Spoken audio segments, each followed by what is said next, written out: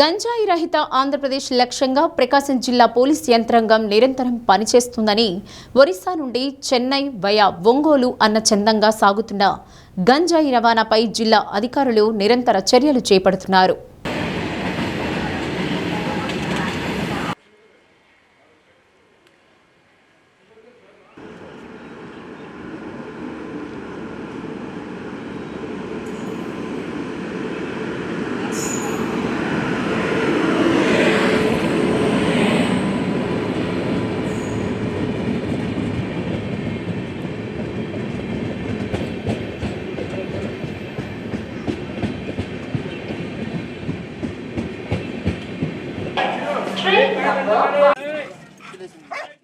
ప్రత్యేకమైన టీంలు ఏర్పాటు చేసి రైలు, రోడ్డు మార్గాల్లో నిరంతర తనిఖీలను చేపడుతూ భారీ స్థాయిలో గంజాయిని స్వాధీనం చేసుకున్నారు.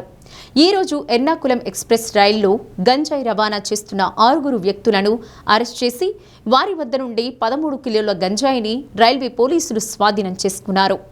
గంజాయి వినియోగించిన, అక్రమ రవాణా చేసిన కఠిన చర్యలు తీసుకుంటామని పోలీసులు తెలిపారు.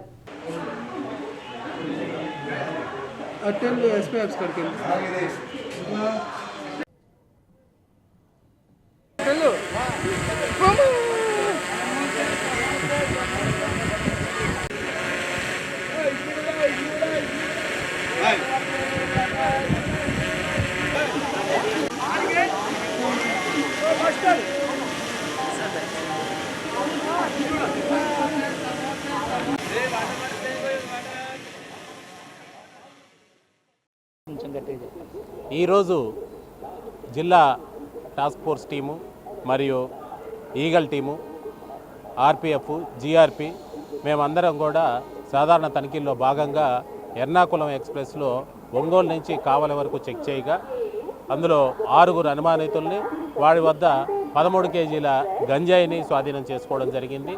స్వాధీనం చేసుకున్న గంజాయిని జిఆర్పి ఒంగోలుకి హ్యాండ్ ఓవర్ చేయడం జరిగింది. వాళ్ళు తదుపరి చర్య తీసుకుంటారు.